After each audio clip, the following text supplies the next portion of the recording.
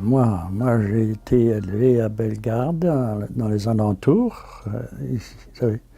J'ai euh, j'ai été né à Grand-Clairière, au Manitoba. Quand j'ai revenu à Bellegarde de Grand-Clairière, j'étais bébé, je suis né en 22, alors on est revenu ici en 24. J'ai fait quelques années d'école ici à Bellegarde, puis de- probablement de 29. Probablement commencé l'école, j'avais 6 ou 7 ans, probablement 7 ans, hein, dans ce temps-là. On ne commençait pas dans la maternelle, hein, il n'y avait pas de maternelle, ça commençait les écoles, les, les classes qu'on avait probablement 6 ou 7 ans, je ne suis pas certain. Oui, alors, oui, mon père vient de la Belgique, dans la Wallonie, là, c'était des Wallons, ils parlaient le patois, hein, c'était un vrai patois de la Belgique. Hein. Ici, c'est pas mal. Les pionniers ici à Bellegarde, c'était tout le monde qui venait de la Belgique, pas mal. Mais, ses parents, elle, venaient pas bien loin de mes parents. Puis, ils ont venu ici comme immigrants pour faire la ferme. Hein. En Belgique, dans ce temps-là, c'était pas un pays qui était riche en emploi pour tout le monde qui travaillait en Belgique, c'était des ouvriers, des journaliers. Ils travaillaient à la main, avec leurs mains. Hein, puis, alors, c'était pas ils travaillaient la construction. Mon père était menuisier, puis un peu forgeron avec ça. Puis il est venu ici à Bellegarde, puis il a voulu faire la ferme. Puis, il a fait la ferme toute sa vie, et puis avec ça, ben, il faisait de la menuiserie, et puis le forgeron aussi. Il avait emmené un talent qui était utile ici, parce que au commencement, ça prenait quelqu'un pour bâtir les maisons, il fallait quelqu'un pour réparer les machineries, il était forgeron, alors il travaillait la forge un peu, pas mal aussi, avec ça, il a été utile. Et, il est venu au Canada avec ses parents. Ses parents ont immigré. Il y avait un frère aussi qui est venu ici, une sœur. Puis ça a été en 1911, ça. Je suis née à Bellegarde. Ils étaient bien occupés parce qu'on n'avait pas d'eau courante. Il fallait aller la chercher au couvent. Et puis il y avait beaucoup de canage à faire, alors ça nous tenait occupés. Et puis ensuite, la maison, les enfants, et puis il y avait un homme aussi. Ça fait que lui il travaillait la journée et puis il arrivait le soir. Alors on était toujours bien occupés. On faisait beaucoup de canage et de manger. Et puis là, ben, on avait le magasin aussi pour un moment, alors il fallait faire les deux.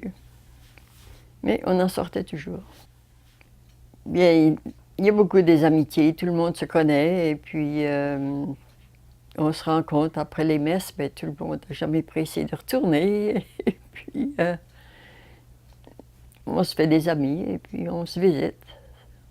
Les dimanches, la messe était à 10 heures, et puis il y en avait toujours qui arrivaient à la fin pour le café, et puis on avait toujours beaucoup de monde le dimanche. Et puis ça a continué ici. Souvent les enfants arrêtent après la messe et puis ils prennent un café. C'est rien d'excitant, mais on aime bien les avoir. Bien, un petit village, c'est beau avoir élevé les enfants parce que enfin, il n'y a pas tant de... On sait où ce qu'ils sont, hein. Et puis il y avait l'école, il y avait tout ce que c'est qu'il leur fallait. So, tant qu'à moi, ça allait bien. Tout a bien marché jusqu'à cette heure. Les enfants sont tous élevés et puis placés, alors on est content comme on est.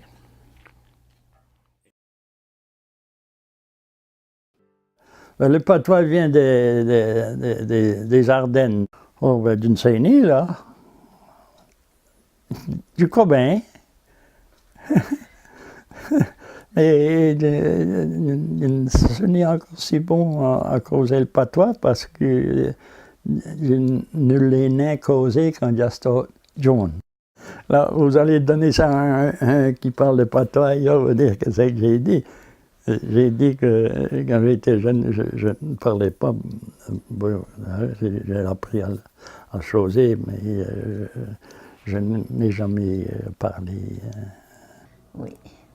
On a eu quelque chose qui était vraiment extra aussi quand on a célébré notre 50e, c'est le 50e de la paroisse, oui. J'étais encore garçon, alors j'étais encore éligible pour être prêtre. Alors, on a eu des chars allégoriques, là, et puis mon rôle, c'était de jouer le rôle de M. Napoléon Poirier, le curé. Il a été curé à Bellegarde, alors j'avais un cocher qui conduisait une équipe de chevaux, là, je pense qu'il y en avait 2 sur une démocrate ou quelque chose, là, avec je pense qu'il y avait un dessus, un paravent au-dessus. Alors, c'est moi qui était habillé en soutane, puis il y avait un chapeau au boule, puis je pense que j'avais un bréviaire dans mes mains. Alors, c'était une occasion que toutes les jeunes de la paroisse avaient un rôle à jouer d'une sorte ou de l'autre. Il y en a des ceux qui étaient un autre citoyen, puis ainsi de suite. Là, on a fait ce que la plupart des jeunes ont fait dans leur jeune âge. Aussitôt qu'on a pu ramasser une balle, hein, c'était la balle, hein, on jouait à la balle. Hein. C'était pas la seule chose qu'on pouvait faire dans la campagne. Hein, le Flying Frenchman, ma foi, c'est un joueur de hockey, oui. Mes garçons, et puis les connaissances de Bellegarde ici, et tous les jeunes de leur âge, ils ont organisé une équipe. Une fois qu'on a eu notre patinoire à Bellegarde, on a battu un patinoire ici dans les... Ben, après la guerre, hein, ils ont commencé à bâtir. Pour commencer, on avait des patinoires ouverts, hein, on avait des bancs. Hein. Je me rappelle j'avais construit avec des cousins, on avait construit des bancs en planches, là, à peu près 5 pieds d'eau. Et puis on avait fait une petite glace, et puis ils s'amusaient là-dessus. Ils avaient ceux qui patinaient déjà d'avance, hein. Il y en a de ceux qui patinaient depuis des années. C'était un ouvrage pénible en hiver quand il neigeait. Ça se remplissait de neige. Hein, ça. Alors il fallait aller avec des pelles et puis nettoyer la glace pour jouer une partie de hockey.